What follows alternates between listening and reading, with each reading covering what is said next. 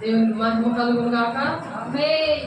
దేవుడు ఉపవాస దినము మరియు శుక్రవారం దినాన మనము దేవుని ఆరాధించడానికి దేవుడు ఇచ్చిన మహాకృపను బట్టి దేవునికి వందనాలు చెల్లిస్తూ దేవుని నామమునకు మహిమ కలుగును గాక.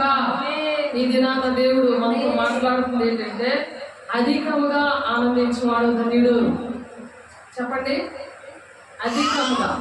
అధికముగా ఆనందించేవాడు ధన్యుడు. ఎక్కువ ఆనందించాలి. ఎవరిలోని?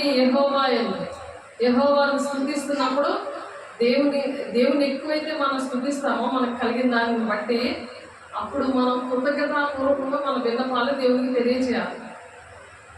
కాబట్టి మనం ఆ విధంగా దేవుని ప్రేమించాలి, ఆయన ఆజ్ఞలు గైకొనాలి.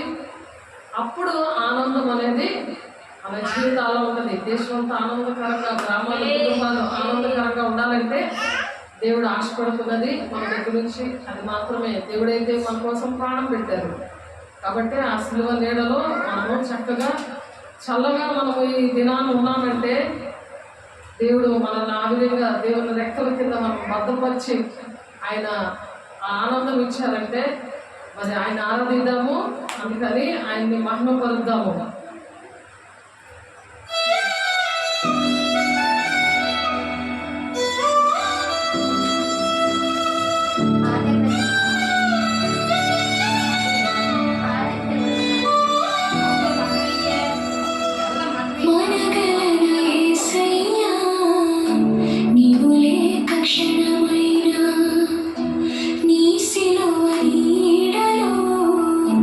చల్లగా ఉన్నాను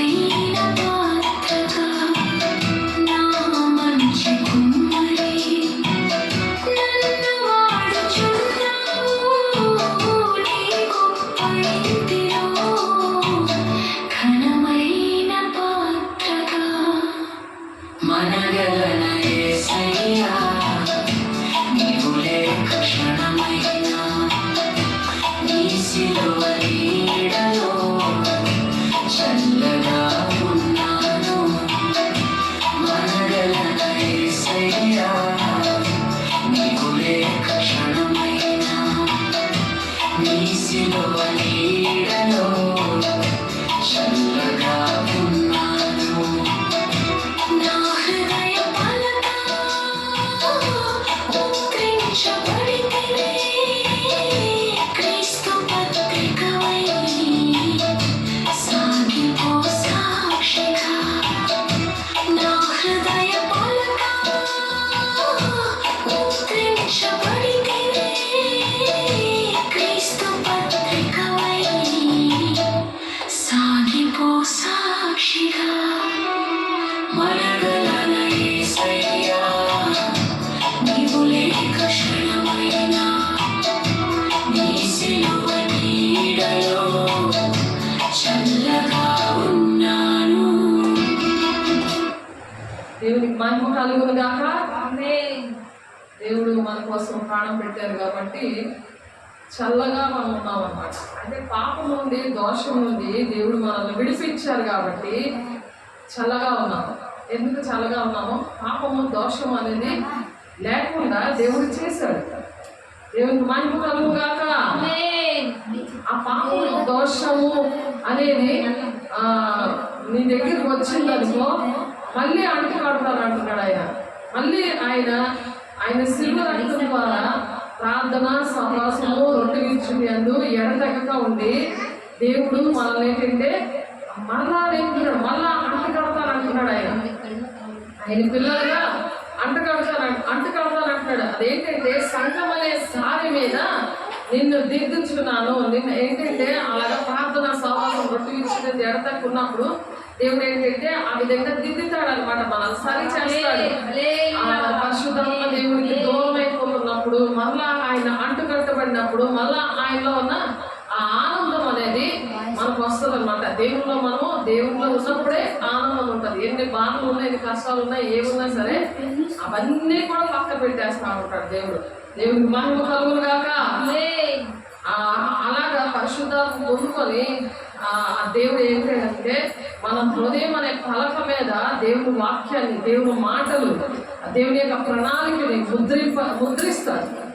ఒక పత్రికగా మనల్ని ఏంటంటే ఒక సాక్షిగా నిలబెట్టి మనం ఒక పత్రికగా మన దేహం అనే దేవుని ఆలయాన్ని ఆ విధంగా మనం ఉంచుతాం అనమాట. దేవునికి మహిమ కలుగును గాక.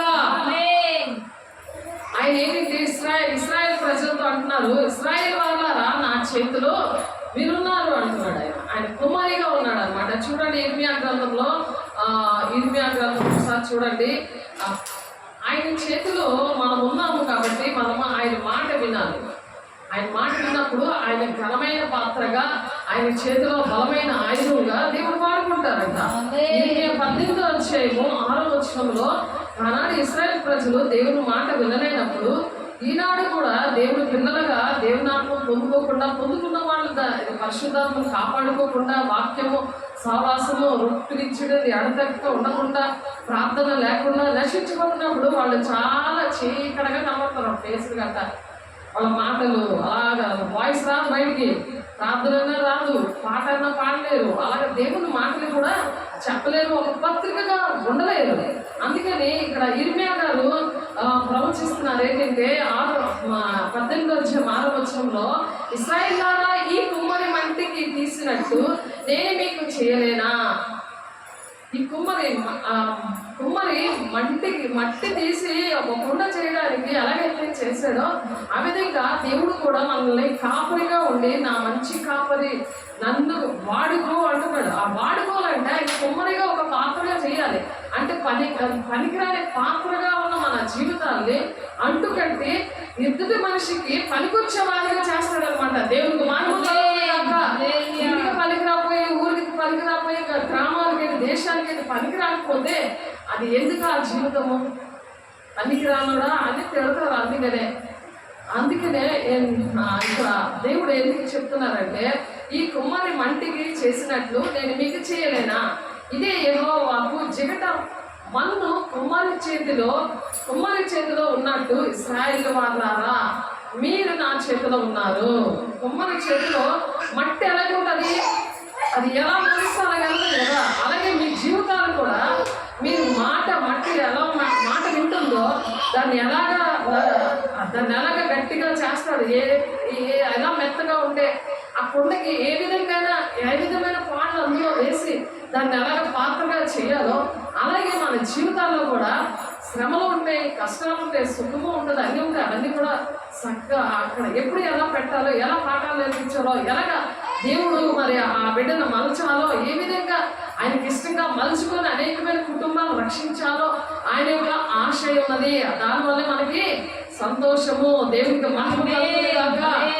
మరి అందుకనే మా కుటుంబాలు ఎందుకు అలా ఉంటున్నాయి అంటే యెహోవా యందు భయభక్తులు అనేవి ఆ విధంగా లేక దేవుని చేతిలో ఉన్నారు అనే విషయం తెలియక దేవుని మాట వినక వాళ్ళు ఎలా ఉంటున్నారంటే కీర్తన 12వ అధ్యాయంలో కీర్తన 12వ అధ్యాయం చూడండి, 12:1-2 వచనాల్లో కొన్ని మాటలు ఉన్నాయి. యెహోవాను స్తుతించుడి అంటున్నారు. యెహోవాను స్తుతించాలి. దేవుడు మనల్ని ఈ విధంగా ప్రాణాలతో పెట్టి ఆయన సిలువ నీడలో మనం చల్లగా ఉన్నామంటే ఆయన ప్రాణం పెట్టినాడు. మరి మనం కూడా ఆ విధంగా ప్రాణం పెట్ట బద్దులమై ఉన్నాము అని వాక్యం. ఆయన ఎలా ప్రేమించాడో భూలోకంలో వచ్చి దేవుని పిల్లల్ని ఎలా ప్రేమించి ఆ పాపం నుండి శాపం నుండి మనల్ని విడిపించి ఏ విధంగా ఆయన దేవునికి ఇష్టంగా ఉండేలాగా మనల్ని తయారు చేశాడో, ఆయన ఘనమైన పాత్రగా ఆయన చేతిలో బలమైన ఆయుధంగా ఎలాగ చేశాడో అలాగా ప్రతి ఒక్కరిని చెయ్యాలనేదే మన పట్ల ఉన్న ప్రణాళిక. అయితే దేవుని చిత్తం, అది పరిశుద్ధంగా ఉండడమే దేవుని చిత్తము. ఆ పరిశుద్ధంగా ఉన్నవాడే ప్రతి ఒక్క కుటుంబం విషయంలో బాధ్యత వహించగలరు. యెహోవాను రక్షించము. భక్తి గలవారు లేకపోయి విశ్వాసులు నరులలో ఉండకుండా గతించిపోయి. ఎందుకు ఆ భక్తిహీనులు ఎందుకు నశించిపోయారంటే దేవుని యొక్క మాట వినక అందరూ ఒకరికొనొకరు అబద్ధములాడుదురు, మోసకరమైన మనసు గలవారే ఇచ్చకములాడు పెదవులతో ఉన్నారన్నమాట. ఇచ్చకములాడు పెదవులతో ఉన్నారు. యెహోవా ఇచ్చకములాడు పెదవులన్నింటినీ, బింకములాడు నాలుకలన్నింటినీ కోసివేయును అంటున్నాడు. బింకము అంటే అబద్ధము ఆడుతున్న ఆ నాలుకల్ని, మోసం చేస్తున్న ఆ నాలుకల్ని, ఆ పెదవులని, ఆ ఇచ్చకములాడు పెదవులని దేవుడు ఏం చేస్తాడంటున్నాడు? కోసి వేసేస్తాడంటే. ఎందుకు? మనం కోసం ఆయన ప్రాణం పెట్టారు. ఆయన పరిశుద్ధంగా ఉన్నాడు. నా పిల్లలు కూడా పరిశుద్ధంగా ఉండాలని ఆశపడుతున్నాడు. మా నాలుకల చేత మేము సాధించడము, మా పెదవులు మాకు ప్రభు ఎవడని వాళ్ళు అనుకుంటారు. అలా అనుకుంటారు. మా ఇష్టం, మా రాజ్యము, నేను ఇష్టం వచ్చిన మాట్లాడుతున్నాను అనుకుంటారు. కానీ బాధపడి వారికి చేయబడిన బలత్కారులను బట్టి, దరిద్రుల నిట్టూర్పులను బట్టి నేను ఇప్పుడే లేచదను, రక్షణను కోరుకున్న వారికి నేను రక్షణ కలుగజేసను అని యెహోవా సెలవిచ్చుచున్నాడు. రక్షణ నీకు కావాలి. నేను దేవుని యొక్క సిలువ నీడలో చల్లగా ఉండాలంటే నీకు ఒక సేఫ్టీ ఉండాలి కదా, ఒక కంచి ఉండాలి కదా. మనకి ఏంటంటే ఒక రక్త కంచి ఉంటుంది. ఆయన మన కోసం ప్రాణం పెట్టాడు కాబట్టి రక్త కంచి మనకు వేస్తారు. అలా వేసినప్పుడు మనకు సేఫ్టీ అన్నమాట. అందుకనే యెహోవా మాటలు పవిత్రమైనవి, అవి మట్టి మూసలో 7 మార్లు కరిగి ఊదిన వెండి అంత పవిత్రములు. ఆయన మాటలు అంత పవిత్రంగా ఉన్నాయన్నమాట. కాబట్టి మనం కూడా అంత పవిత్రమైన మాటలు ఆడాలి కానీ అబద్ధాలు కానీ మోసం మాటలు కానీ అలాంటివి ఆడకూడదు అని కీర్తన 12వ అధ్యాయము 1 నుండి మీరు చదివితే అక్కడ ఉంది. అవన్నీ కూడా ఎవరైతే దేవుని బాహాటంగా సిలిపేస్తున్నారో అని అంటుంటారు చాలా మంది. వాళ్ళెవరు అని అంటే అబద్ధాలు ఆడడం, మోసం చేయడము, ఆ పెదవులతో మరి అది ఇష్టం వచ్చినట్టు మాట్లాడడం, ఇవన్నీ కూడా చేస్తుంటారు. అప్పుడు ఆయన సిలువ నీడలో మనం చల్లగా ఉండలేము, ఆనందం అనేది ఉండదు. అందుకనే ఇక్కడ మనము అసలు మనం ఆయనలో ఆనందించాలి అనే విషయము మనం నేర్చుకుంటున్నాం. ఆనందం ఎందుకు ఉండదు, ఆనందం లేకుండా ఉండడానికి కారణాలు ఏంటి అనే విషయాలు దేవుడు మాట్లాడారు. అవి సరి చేసుకోవాలి. ప్రతి ఒక్కరు అవన్నీ కూడా సరి చేసుకుని ఆనందముగా ఉందురుగాక. కీర్తనలు 112వ అధ్యాయము 1-2 వచనాల్లో ఆనందంగా ఉండాలంటే ఇంకా ఏం చేయాలంటే దేవుడు మనకి ఏంటి ఇచ్చాడో, మన జీవితాల్లో మనకి ఎన్ని కార్యాలు చేశాడో, సేవకుల ప్రార్థనలు విని మరి మీరు విధేయత చూపించినప్పుడు, మీరు కూడా మొదలుపెట్టినప్పుడు దేవుడు ఎన్ని కార్యాలు చేశాడో దాన్ని బట్టి యెహోవాను స్తుతించండి అంటున్నాడు. అంతే. యెహోవాను స్తుతించండి. ఇంకా ఏం చెప్తున్నారు? యెహోవాను భయభక్తులు కలిగి ఉండమంటున్నారు. రెండవదిగా. మూడవదిగా ఆయన ఆజ్ఞలు బట్టి అధికముగా ఆనందించేవాడు ధన్యుడు. ఎవరైతే దేవుని ఆజ్ఞలు పాటిస్తారో వాళ్ళు అధికముగా ఆనందిస్తారంట. దేవునికి మహిమ కలుగును గాక. వారి సంతతి వారి భూమి మీద బలవంతులు అవుతారంట. చూసారా?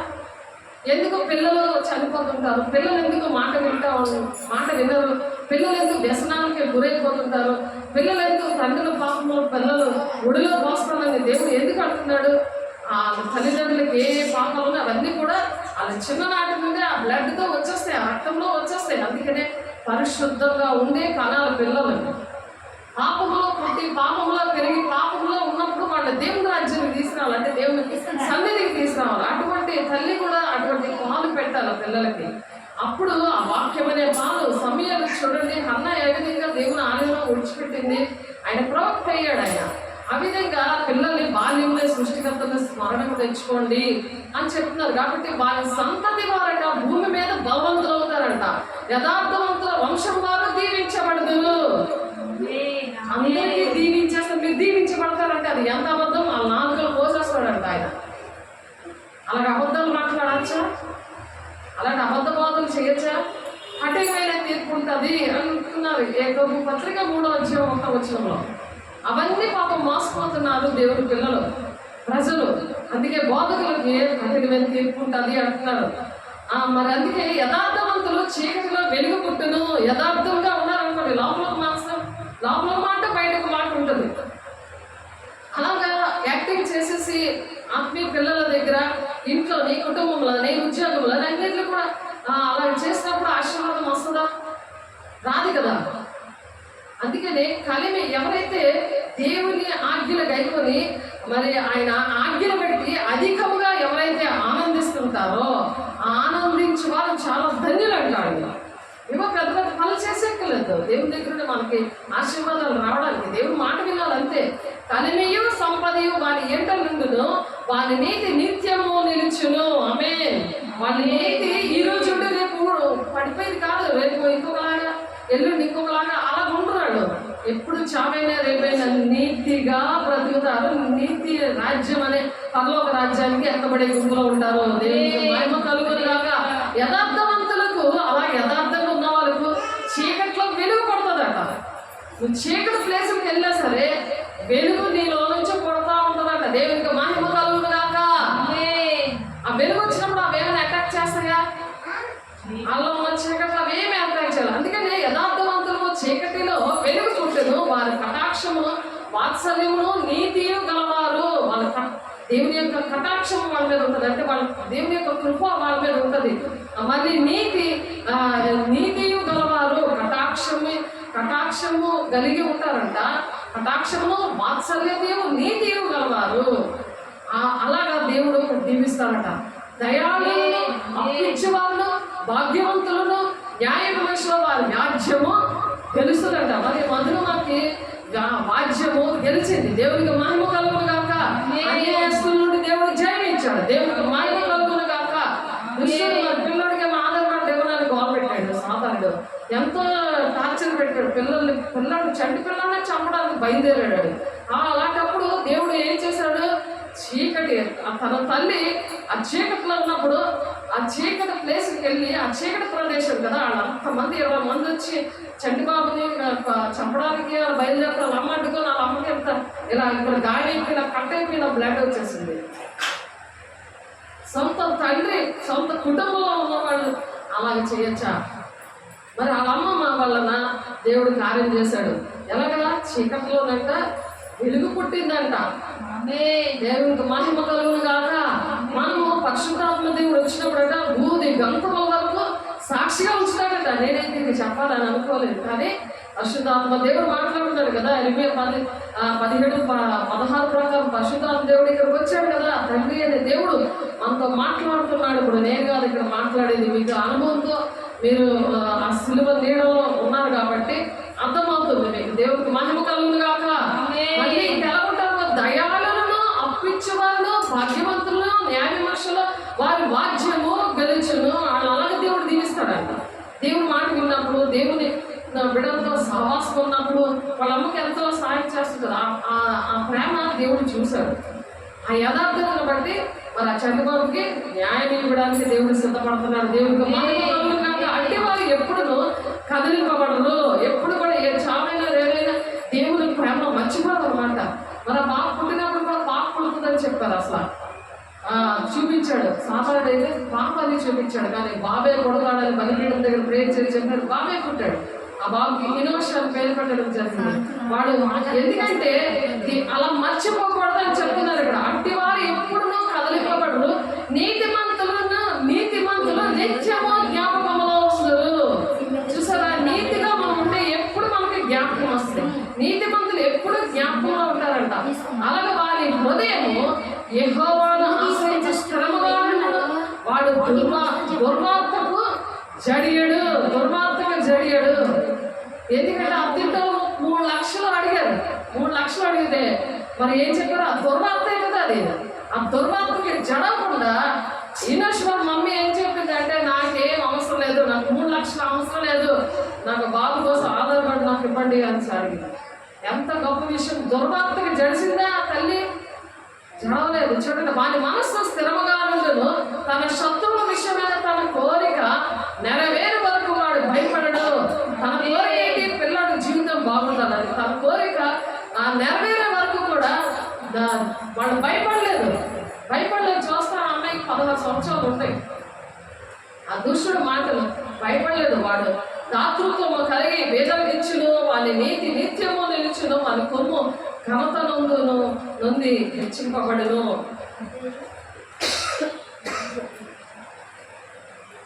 దేవుడికి మహిమ కలుగును గాక.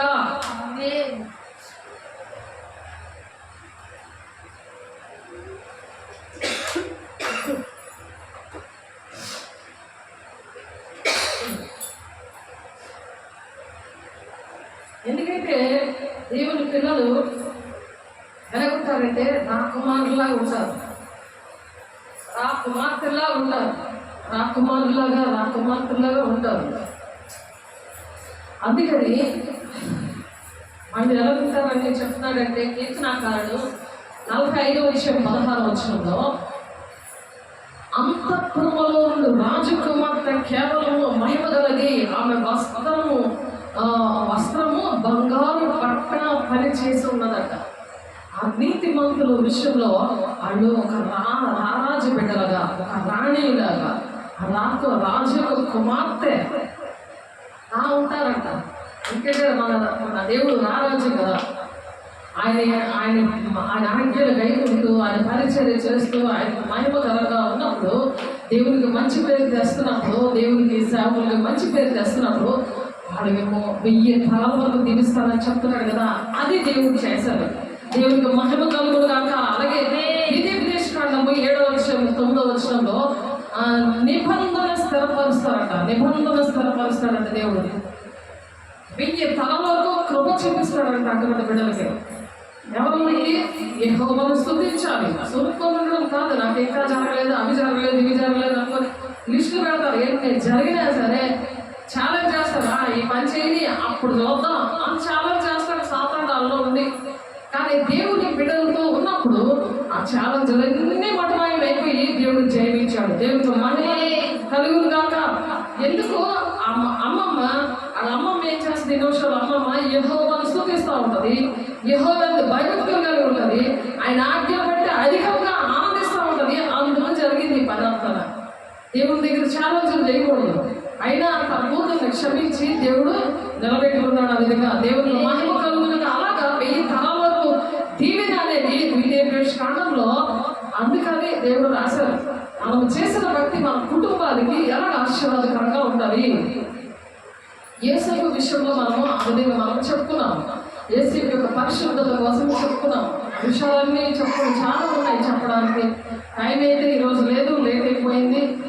మరి అందుకనే మనం కొన్ని విషయాలే మనం చూస్తాం. ద్వితీయోపదేశకాండంలో 1000 తరాల వరకు ఎప్పుడైతే దేవుని భయభక్తులు కలిగి ఉంటారో, దేవుని స్తుతిస్తూ ఉంటారో, కృతజ్ఞతాపూర్వకంగా దేవునికి మన విన్నపాలు తెలియజేస్తూ ఉంటారో, ఇశ్రాయేలు ప్రజలను సలుపుకోకుండా దేవుడు ఏం చేశాడులే, ఏమి లేదు దేవుడు ఇది అనుకొని సరిగా చేసేది సాతానుడు. అందుకనే విధి వచ్చంలో కాబట్టి నీ దేవుడైన యెహోవా తానే దేవుడు తన్ను ప్రేమించి తన ఆజ్ఞను అనుసరించి నడుచుకునే వారికి చూసారా, దేవుడిని ప్రేమించి తన ఆజ్ఞల్లో గైకునే వారికంట తన్ను ప్రేమించి తన ఆజ్ఞను అనుసరించి నడుచుకునే వారికి తన నిబంధనలు స్థిరపరుస్తాడట. దేవుడికి వారికి మధ్యలో ఉన్న బంధం ఏంటి?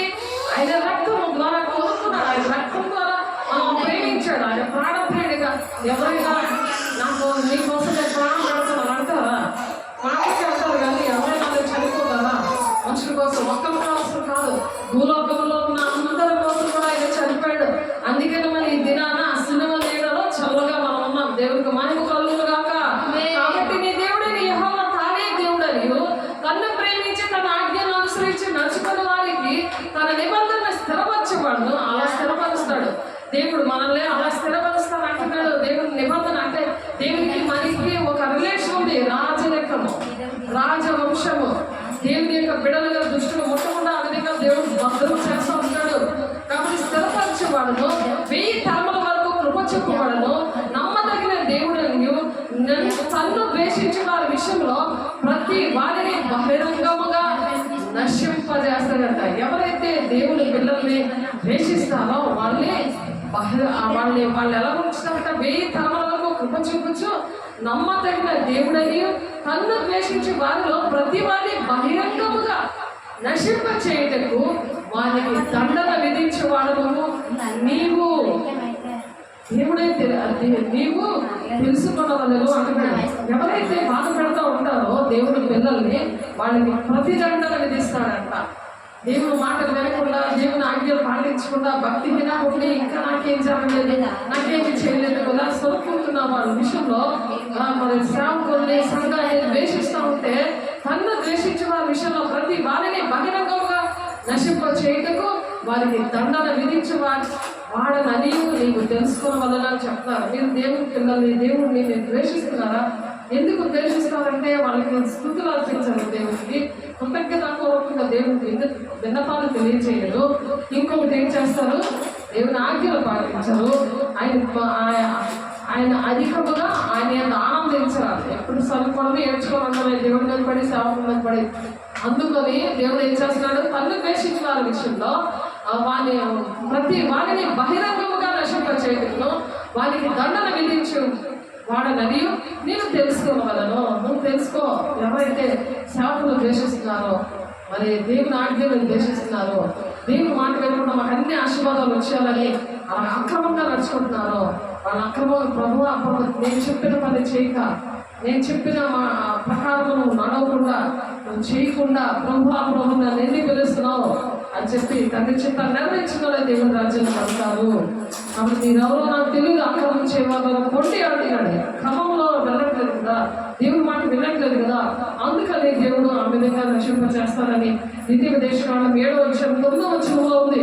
అందుకనే మరి ఆయన నిబంధనలు గైకొనిచ్చు ఇంకా ఆయన నిబంధన మనతో ఉన్నప్పుడు మనం గైకుంటాం అనమాట. ఆయన నిబంధన మనతో ఉన్నప్పుడు ఆయన నిబంధన మనతో ఉన్నప్పుడు ఆయనతో మనం ఉన్నప్పుడు ఆయన నిబంధన స్థిరపరుస్తాడు. ఆయన మాట విన్నప్పుడు ఆయన నిబంధన గైకొనిచ్చు, ఆయన కట్టలను అనుసరించి నడుచుకుని వారి మీద యెహోవా భయభక్తులు గల వారి మీద ఆయన కృప యుగాలు కూడా ఉంటుందండి. యుగాలు కూడా ఉంటుంది. మనం చేసింది పిల్ల తరాల వరకు కూడా ఉంటుంది. యెషయా 59:21 కూడా అదే మాట ఉన్నది. ఇప్పుడు ఇందాక చదివింది, ఇందాక చెప్పింది 103వ కీర్తన 17వ వచనంలో ఉంది. అలాగే మొదటి దినవంతా అలా ఉన్న వాళ్ళంట, అలా ఉన్న దావీదు ఏం చేశాడో తెలుసా? అలాగే దేవుడు మాటలు విన్న దావీదు భక్తుడు ఏం చేశాడంటే ఆయన వంశంలోనే యేసయ్య పుట్టారు. దావీదు వంశం, దావీదు కుమారుడా నన్ను దాటుకోవద్దు అని పాట పాడుతూ ఉంటాం కదా. మరి మొదటి దినవృత్తాంతాల గ్రంథంలో మన దావీదు భక్తుడు ఎందుకు అలాగా ఉన్నాడంటే ఆయన మరి తన పాపం నుండి హత్య చేశాడు, వ్యభిచారం చేశాడు, అభిషక్తుడిగా ఉండి కూడా మరి అవన్నీ కూడా వాడానికి ఆయన సరి చేసుకున్నాడు. దేవుని యొక్క మరి కొమ్మలో ఆయన మళ్ళీ అంటుకట్టబడ్డాడు దేవుల్లో. మరి దేవుని ఘనమైన పాత్రగా దేవునిలో చేతిలో బలమైన ఆయుధంగా ఆయన వాడబడ్డాడు. మరి అందుకనే వాక్యంలో అన్నీ కూడా వినకపోతే ఏం జరుగుతాయి, వింటే ఎలాగ ఆశీర్వాదాలు వస్తాయి, అన్ని చక్కగా దేవుడు రాసి ఉంచారు. మరి మొదటి దినవృత్తాంతాలు గ్రంథంలో 22వ అధ్యాయము 14వ వచనంలో ఒక మాట చూద్దాం. ఇదిగో నేను నా కష్టస్థితిలోనే ప్రయాసపడి, ఏంటంటే దావీదు భక్తుడు కష్టస్థితిలోనే ప్రయాసపడి. మనం కష్టస్థితిలో ప్రయాసపడుతున్నామా? మనం కూడా అలాగే ప్రయాసపడుతున్నాం కదా. కష్టంలో ఉండి కూడా మనం ప్రయాసపడుతున్నామా లేదా చెప్పండి. ఈ కష్టాలు ఏంటని అనుకుంటున్నారా? ఈ ప్రయాసంలో ఎంత ఆనందం ఉన్నది. ఇదిగో నేను నా కష్ట స్థితిలో ప్రయాసపడి యెహోవా మందిరము కొరకు 2 లక్షల మణుగుల బంగారమును ఎంత దాచాడంట? 2 లక్షల మణుగుల బంగారాన్ని దాచాడు దావీదు భక్తుడు మందిరం కట్టడానికి. మరి మందిరము, మరి ఇక్కడ మందిరము, మరి గుర్తుల మందిరంలోని కట్టడానికి మరి మీరు ఎలాగ మీరు దాచారు ఆలోచించారు. మందిరం కోసం ఆలోచించట్లేదు. ఎందుకంటే ఆయన స్తుతించలేకపోతున్నారు. దేవుని మాటలు మరి ఇష్టపడట్లేదు. దేవుని ఆజ్ఞలు పాటించడం ఇష్టపడట్లేదు. ఆయనలో సంతోషం లేదు. మరి అధికంగా ఆయన ఎంతో ఆనందించబడు ధన్యుడంటే అటువంటి ఆనందం లేదు. ఆయన ఇచ్చినవన్నీ కోసం కూడా స్తుతించలేకపోతున్నారు. కృతజ్ఞతాపూర్వకంగా మీ వినపాలు తెలియజేయలేకపోతున్నారు. ఇక్కడ దావీదు భక్తుడు తెలియజేశాడు.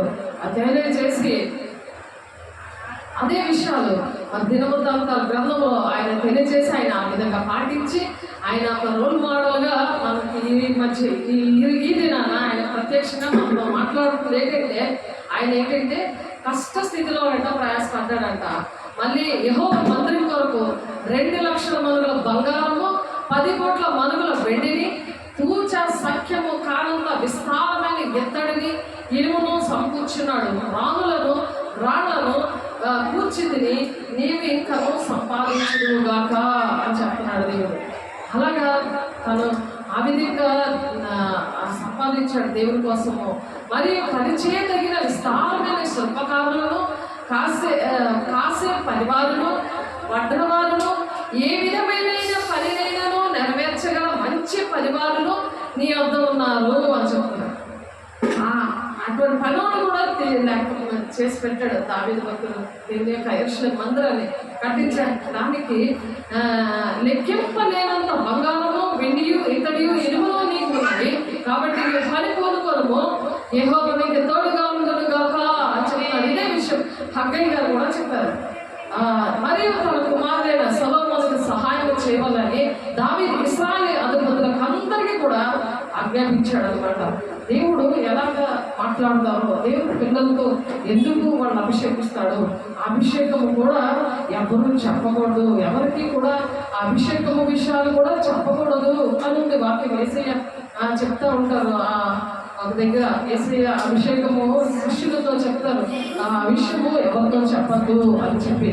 అభిషక్తులు చాలా కామ్గా ఉంటారు, దేవుని మాట వినడానికి ఇష్టపడతారు, పనులు చేస్తారు. కానీ మరి ఆ పనులు దేవుని సాక్షి రూపంలోనే వస్తాయి కానీ మరి బయట అయితే ఎవరికి తెలియనివ్వరు అనమాట.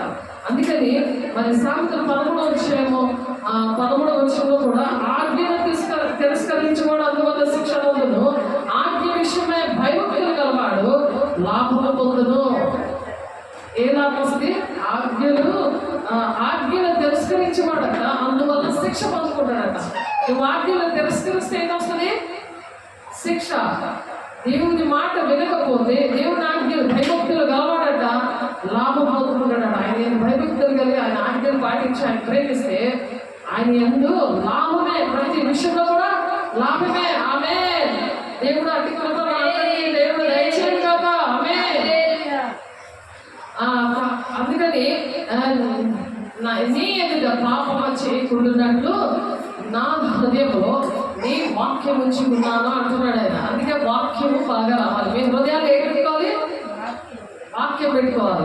వాక్యం అందుకే పెట్టుకోమంటున్నాడు. ఆ కీర్తన చెప్తున్నాడు 119 కీర్తన 11 వచ్చిన వాక్యం చదవబట్టే చిరాకు, మరి వినాలంటే చిరాకు, పూర్తి పెట్టుకోవాలంటే ఇంకా చిరాకు. అలాంటప్పుడు ఎలా అవుతుంది?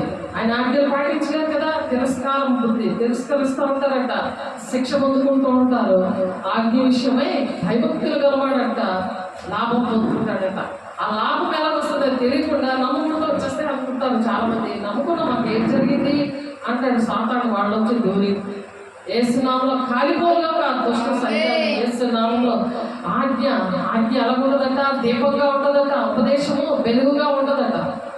దీపంలా వెలుగుతూ ఉంటారు. ఎక్కడికైనా చీకట్లో వెళ్ళిన ప్లేస్కి వెళ్ళి మరి వినోషన్ ఎలా వెలిగించాడు దేవుడు, అలాగా. అందుకని సామెతలు 6:23 ఆజ్ఞ దీపముగాను ఉపదేశము వెలుగుగాను ఉండను, శిక్షార్థమైన గద్దింపు జీవ మార్గము. శిక్షార్థమైన గద్దింపు అంటే నీవు వినకపోతే నీకు శిక్ష వస్తుంది అనే గద్దింపుతో కూడిన మాటలంట జీవ మార్గము. నువ్వు దేవుడు రాజ్యానికి నడిపిస్తాడు దేవుడు. దేవుడికి మహిమ కలుగును గాక. మరి 102వ కీర్తనలో కూడా వంశము ఎలాగ నిలబడుతుంది? పిల్లల కదా వంశము. 3-4 తరాల వరకు తండ్రుల దోషం కుమారుల మీద రప్పించకుండా దేవుని మాట విన్న వాళ్ళకి మరి 1000 తరాల్లో దీవెనిస్తానని చెప్తున్నాడు కదా. విద్యాదర్శనం 2:9 చెప్పారు. మరి నిర్గమకాండం 23 మరి నిర్గమకాండంలో ఇంకా ఉన్నాయి చాలా దిక్కుగా మరి దేవుని యొక్క ఆశీర్వాదాలు ఉన్నాయి. విద్యాదర్శనం 28 1-14 ఎన్ని దీవెనలు ఉన్నాయి. మరి వినకపోతే 68 ఉన్నాయి. 68 దేవునికి ఇష్టం లేనివి అందరిలో అన్ని బాధలు కష్టాలు ఉన్నాయి కదా, అవన్నీ అక్కడ ఉన్నాయి. మీరు చదువుకోండి, లేకపోతే చదివించుకోండి. అందుకని కీర్తన 102 మన పిల్లలు బాగుండాలి, కుటుంబాలు బాగుండాలి అని అంటే దేవుని మాట వినాలి, దేవుని ప్రేమించాలి, ఆయన స్థుతించాలి, ఆయన ఆజ్ఞగా ఉండాలి, ఆయన దానాన్ని ఇచ్చమంటున్నాడు. ఆమె నాటి కృప దేవుడు మా అందరికి అనుగ్రహించదు కాక. చూడండి 102వ కీర్తన రాసుకోండి, చక్కగా ఇంటికి వెళ్ళి దేవునితో మాట్లాడుకోండి.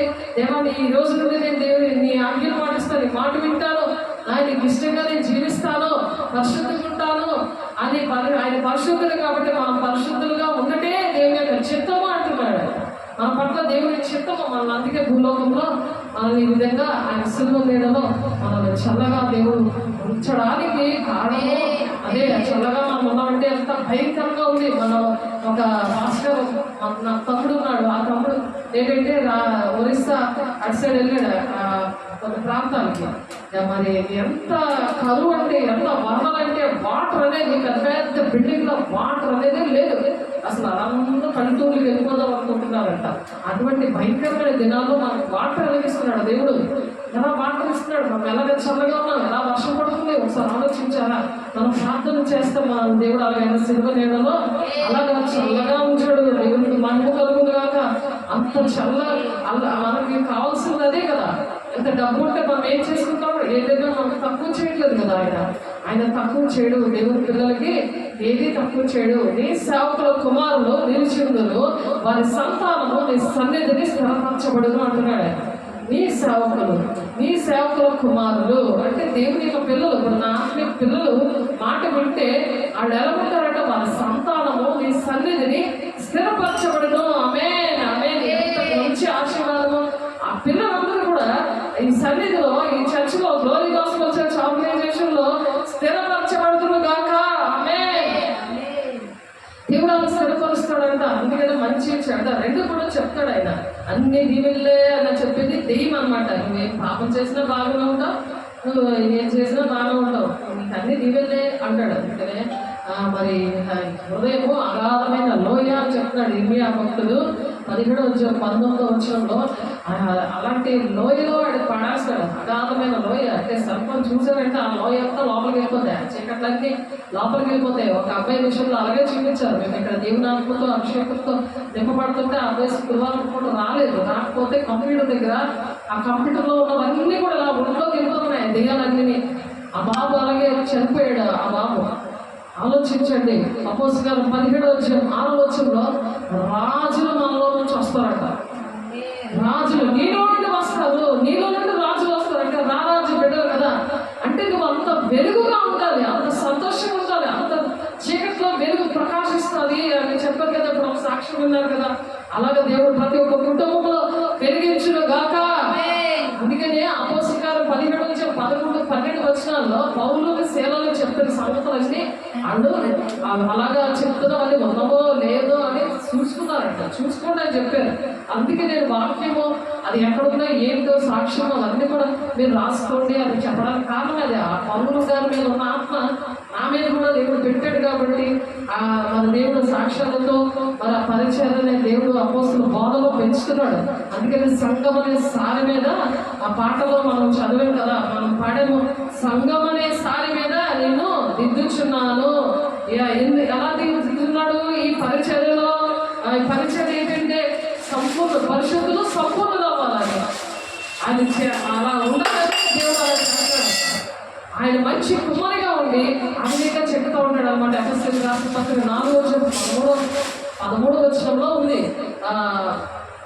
ఎఫెసీ 4:13 పరిశుద్ధులు సంపూర్ణలు అవ్వాలంటే, క్రీస్తు శరీర క్షమాభివృద్ధి జరగాలంటే, సువార్తికులుగా, ప్రవక్తలుగా, ఉపదేశులుగా, కాపులుగా, బాధకులుగా అలా దేవుడు నిర్ణయించాడు. అలాగా దేవుడు మనల్ని దీవించాడు. దేవుడికి మహిమ కలుగుగాక. ఎక్కడ అన్ని పిల్లలు ఉన్నా సరే అందరూ కూడా మరి ఆ పిలుపు దర్శనం ప్రకారం జీవించుదురు గాక. యెహోవా భయభక్తులు కలిగి ఉంటాడా? చెడుతనం అసహించుకోవడమేనంట. చెడుతనాలు అసహించుకుంటారంట. చెడుతనం వెళ్ళరండి. మన వెలుగు ఇతరుల మీద ప్రకాశంతో చేయగలిగే చీకటి మన మీద రాదు. అలాగే దేవుడు వాక్యం వల్ల ఉన్నప్పుడు సామెతలు 8:13 ఉంది. రాసుకోండి. మొదటి కొరింథీ 6:18 కూడా అటువంటి మాట ఉంది. ఒకసారి రాసుకోండి. దేవుడు మరి క్రీస్తు యేసునందు ఆయన మనకు చేసిన ఉపకారముల ద్వారా అత్యధికమైన తన కృప మహదైశ్వర్యములు రాబో యుగములలో కనపరచు నిమిత్తము అది క్రియల వల్ల కలిగింది కాదు అంటున్నాడు. ఇవన్నీ కూడా మన క్రియల వల్ల ఏమీ కలగలేదు. అవేంటంటే విశ్వాసం ద్వారా కృపచేతనే మనం రక్షించబడ్డాం. మన గొప్పతనాలు ఏంటో కాదు ఇవి. మన గొప్పతనాలు కాదు. దేవుని మహిమపరచడానికి ఆయన కృపచేతనే దేవుడు మనం రక్షించుకున్నాడు, మనం వెలిగించాడు. మనం వెలిగించబడాలని ఆశపడుతున్నాడు ఆయన. తప్ప అది మనం వెలిగించాడు కదా ఆయన కృపతో మనం ఏమైనా కష్టపడ్డామా? ఆయన రక్తంతో ఆయన ప్రాణం పెట్టాడు. ఆయన రక్తం ద్వారా మనం కృపచేతనే రక్షించబడ్డాం. ఎఫెసీయులకు రాసిన పత్రిక 2:6-8-9 వచనాల్లో ఉన్న ఈ మాటలు, క్రీస్తు యేసునందు ఆయన మనకు చేసిన ఉపకారముల ద్వారా అత్యధికమైన తన కృప మహేశ్వరం రాబో యుగములో కనపరచు నిమిత్తము అది క్రియల వల్ల కలిగినది కాదు గనక ఎవడునూ దేవుని యందు అతిశయించక్కర్లేదన్నమాట. అతిశయించకూడదు. మరియు వారి నడుచుకున్న వల్లనే దేవుడు ముందుగా సిద్ధపరిచిన సత్క్రియలు చేయటమే మనం క్రీస్తు యేసునందు సృష్టింపబడిన వారమై ఆయన చేసిన పని అయి ఉన్నాము. ఆయన చేసిన పని ఆ కుమారి చేతిలో మనల్ని చేశాడు. ఆయన మనం ఏం పని చేస్తున్నాం అది దినదినము కూడా ఆ సాక్ష్యాలు రావాలి. దేవుడు బిడ్డలారా, అలాగే 18-19 వచనంలో కూడా అటువంటి మాట ఉన్నది. చదువుకోండి, రాసుకోండి. మరి ఆయన ఎందుకంటే త్వరగా వస్తున్నాడు. ఆయన త్వరగా వస్తున్నాడు. 22:12 ఉంటుంది. ఆయన త్వరగా వచ్చేస్తున్నాడు. మనం ఈ పనులన్నీ చేయాలి, తండ్రి చిత్తము నెరవేర్చాలి. యెహోవా భయభక్తులు కాదు వారు ఎలా ఉంటారో మరి 112వ కీర్తనలో కూడా మరి ఆయన భయభక్తులు అనేది మనకు ఉన్నప్పుడు మనకి ఎలా దీవెనలు వస్తాయి. మనం అసలు ఎదుటోళ్ళు అబద్ధాలు ఆడేస్తున్నారని మనం ఆడేయకూడదు. ఎదుటోళ్ళు డబ్బులు దేవుని డబ్బులు దొంగిలించేస్తున్నారని మనం చేయకూడదు. వాళ్ళకి ఎలాంటి పనిష్మెంట్స్ ఉంటాయో మా దేవుడు అనేకమైన దగ్గర రాస్తారు. యెహోవాను స్తుతించండి అని చెప్తున్నారు. యెహోవాను భయభక్తులు గలవాడు ఆయన ఆజ్ఞల బట్టి ఆ విధంగా మనం ఆనందించినప్పుడు వారి సంతతి వారు భూమి మీద బలవంతులుగా ఉంటారంట. బలవంతులుగా. ఇప్పుడు మరి ఇంగ్లీషు మరి ఇంకొక 2 పిల్లలు ఉన్నారు. అద్విత వాళ్ళ చెల్లి మరి హైదరాబాద్లో ఆ బాబుకి ఏం పేరు పెట్టారు కానీ దేవుడు ప్రణాళికలో ఉన్నారు. హైదరాబాద్లో మహిమ యోహాను బాబు. కాబట్టి మీరు ఆలోచించండి. వారి సంతతి వారు భూమి మీద బలవంతులందరూ యథార్థవంతుల వంశం వారు దీవించబడతారంట. అలా దీవించబడతారు. అది మన పిల్లలు దీవెనకరంగా ఉండాలంటే మన పిల్లల వల్లే కదా మనం బతుకుతాము. మన కోసం మనం బతుకుతున్నామా? ఆలోచించండి.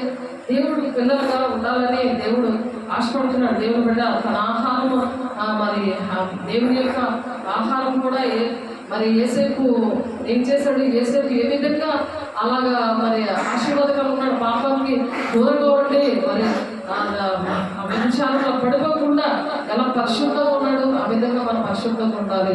మరి ఐగుప్తీయుల మరి అక్కడ మోషే అయితే ఐగుప్తీయుని చంపేశాడు కానీ తను ఎలాగే నిలబడ్డాడు, అంటుకట్టబడ్డాడు. తను ఆ విధంగా అంటుకట్టబడాలి. అదే పాపి కదా అనుకోకూడదు. దేవుడు వేషధారులు క్షమిస్తాడు కానీ వేషలు క్షమిస్తాడు, వేషధారులు క్షమించడు. అందుకనే ఒప్పుకొని విడిచిపెట్టడానికే ప్రార్థన, సహవాసము, రొట్టె విశిష్ట ఎడతెగక ఆ విధంగా ఉండాలంటున్నారు. అది ఇక్కడ 39:9 మరి 6 వచనాల్లో మరి ఆ యేసు విషయంలో ఆయన ఎంత అందము అనేది ఆయనకి దేవుని వల్లనే వచ్చింది. ఆ అందం అనేది ఆ దేవుని వల్లే ఆ విధంగా వచ్చింది. ఆయన ఆ విధంగా స్పిరిచువల్ గా మరి చాలా చక్కగా అందంగా ఉండి ఆయన మరి ఆ కుటుంబానికి దేశానికి మరి 4 తరాల వరకు కూడా ఆయన ఏ విధంగా ఆశీర్వాదకరంగా ఉన్నాడో మనం బుధవారం నేర్చుకున్నాం. దేవుని బిడ్డలారా డిస్క్రిప్షన్లో చూడండి. అలాగే లోకం ఆయన్ని ఎవరిలోనైతే దేవుని ఆత్మ ఉండదో లోకము ఆయన చూడదు అంటున్నాడు, ఆయన ఎరగదు అంటున్నారు. యోహాను 14:17 లోకస్తుల్లో ఉంటే లోకానుసారంగా జీవిస్తే తండ్రి అన్ని గైకొనపోతే అలా ఉంటుంది అన్నమాట. కాబట్టి మీరు నన్ను ప్రేమించిన ఎడల నా ఆజ్ఞలు గైకుంటారు అని యోహాను 14:15 కూడా ఉంది. కాబట్టి మీరు వారి ఎప్పుడైతే అలా ఉంటామో 23 ఉంది, దేవుడే వాళ్ళ ఒంటులో నివసిస్తూ ఉంటాడంట. దేవునికి మహిమ కలుగును గాక. 23 యోహాను 14:23 ప్రకారం దేవా నువ్వు నాలో నివసిస్తున్నావయ్యా, నీకు వందనాలయ్యా చెప్తా ఉంటారు. దిగులు పడకుండా మరి ఏదైనా శ్రమ వస్తే ఏదైనా ఉంటే దేవా నువ్వు నాలో ఉన్నావు, నాకు అంతే చాలయ్యా, నన్ను నా పిల్లల్ని అలాగా కాపాడుతావయ్యా, నా కుటుంబాన్ని దీపిస్తావయ్యా, నా ఉద్యోగ విషయంలో సహాయం చేస్తావయ్యా అని మనము అటువంటి ధైర్యం మనకి ఇస్తుంది. అందుకని మనకి ఆనందం అనేది ఉంటుందన్నమాట. అత్యధికమైన తన కృపా మహదేశ్వరులు రాబో యుగములలో కనపరిచి నిమిత్తం అంట వాళ్ళు ఆ క్రియల ద్వారా దేవుడు చేసిన కార్యాలు బట్టి కృతజ్ఞతగా ఉండి దేవుడు ఆనందిస్తూ ఉంటారని చెప్తున్నారు. మీరు కూడా క్రీస్తునందు నిలిచి ఉండినట్లుగా మేము కూడా స్థిరపరిచి అభిషేకించిన వాడు దేవుడే అంటున్నాడు. దేవుడు ఎవరు అభిషేకించాలనే మీరు కూడా క్రీస్తునందు నిలిచి ఉండినట్లుగా ఏమైనా నిలిచి ఉండేలాగా మమ్మల్ని స్థిరపరిచి అభిషేకించేవాడు దేవుడే. పరిశుద్ధాత్మ మన ప్రవర్తనలోనే పరిశుద్ధతను నింపుతూ ఉంటాడు అన్నమాట. మనం పరిశుద్ధంగా ఉండాలంటే పరిశుద్ధంగా ఉన్న దేవుడు మనలో పరిశుద్ధతను నింపుతాడు అన్నమాట. కాబట్టి పాపం ఉంటే పరిశుద్ధాత్మ దేవుడు ఉండడు. ఎందుకంటే మనము దేవుడికి ఆశీర్వాదకరంగా ఉండాలని దేవుడు ఆశీర్వాడుతున్నాడు. ప్రార్థన చేస్తున్నాము. పరిశుద్ధ ప్రేమ దేవ అయా నీ వందనాలు, మహిమ దేవ, పరిశుద్ధులని అయా వేవేల దూతల్లో కొనియాడబడుచున్న దేవ అయా నీ వందనాలు ప్రభా. ప్రేమించే వారిని ప్రభా నువ్వు ఏ విధంగా దీవిస్తావో, నీ ఆజ్ఞలు గైకుందామని నీ భయభక్తులతో ఉన్న వాళ్ళని ఏ విధంగా దీవిస్తావో అయా, సప్తత్వాన్ని ఏ విధంగా దీవిస్తావో చెప్తున్నాం ప్రభా. మరి నాయన బాలుడు జ్ఞానంతో నిండుకొని ఎదిగి బలము పొందుచుండేనా అని చెప్తున్నాం. దేవుని దయ ఆయన మీద ఉండేనో అని చెప్తున్నాం ప్రభా. ఇదిగో నీ బిడ్డల విషయంలో అయా, మా బిడ్డల విషయంలో ప్రభా అయా ఎవరైతే చేతి ప్రార్థన చేస్తున్నారో లోక 2:40 ప్రకారం నాయన మా పిల్లలని అట్టి విధంగా దీవించండి, ఆశీర్వదించండి అయా. మా తల్లి మీకే వందనాలయ్యా. యేసుని జ్ఞానమును వయసునందును దేవుని దయందును మనుషుల దయందును వర్ధిల్లించుండేనా అని చెప్తున్నాం ప్రభా. దేవాలయం ఏ విధంగా అయా మీ చిన్ననాటిలో ఏ విధంగా తల్లిదండ్రులతో అయా మీరు మాట విన్నారు నా తండ్రి నాయన అయ్యా అట్టి కృపను దయచండి, సహాయం దయచండి. నీ వంటి కోరికలతో బిడ్డలు పెంచండి నాయన అయ్యా. మిమ్మల్ని సంతోష పెట్టే బిడ్డలుగా నాయన అయా మేము మా పిల్లలు నా తండ్రి మా వంశము ప్రభా అయా మా సంఘ బిడ్డలు ప్రభా అట్టి విధంగా దీవించండి అయా. మొదటి దశలోకి 4:1-8 ప్రకారం దేవుని సంతోష పెట్టే బిడ్డలుగా దీవించండి అయ్యా. మీకే వందనాలు నాయన, మీకే మహిమ కలుగునుగా. పరిశుద్ధాత్మ దేవుడా అయ్యా వాక్యం నూరంతులుగా బలవంతంగా మీరు ఫలవంతంగా ప్రతి ఒక్కరూ నాయన అయ్యా నా తండ్రి నాయన మీరు ఫలింపదేయండి అయ్యా. నా తండ్రి దాన్ని మీరు రాకడం సమీపంగా ఉంది ప్రభా. ఆయన సమీపమున ద్వారం వద్దనే ఉన్నాడు అని చెప్తున్నాం ప్రభా అయ్యా. మొత్తం 24:33 మందికి సిద్ధపడి అయ్యా నా తండ్రి ఎత్తబడే గుంపులో ఉండడానికి అయ్యా నీ బూర శబ్దము మొదలు కోరి 52 నీ బూర శబ్దం వినగలిగే స్వరము వినగలిగే చెవులు నాయన నిన్ను చూచే కళ్ళు మాకు దయచేసి నా తండ్రి నేను మెలకుగా ఉండి ప్రార్థన చేయడానికి నాయన మొత్తం 24:42 ప్రకారం అయా మెలకు నాయన అయా మాకు దయచేసి ప్రభు అయా నీ సాక్షిగా నిలబెట్టుకుని అనేక మందికి నీ మాటలు ప్రకటించడంగా మీ పత్రికగా మమ్మల్ని చేస్తామని నాయన శిలువలో మమ్మల్ని దాచాము నా తండ్రి అయా. మీ పత్రిక చేసినందుకు దాని మీరు ఇచ్చిన సమస్తాన్ని బట్టి నా తండ్రి నాయన మీకే కోట్లాది వందనాలు స్తోత్రాలు చెల్లిస్తూ ఇసే పరిశుద్ధ నాకు బ్రతికులాడు వేడుకుంటున్నాను తండ్రి.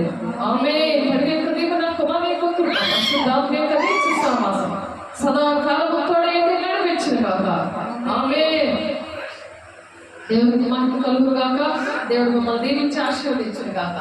ఆమేన్.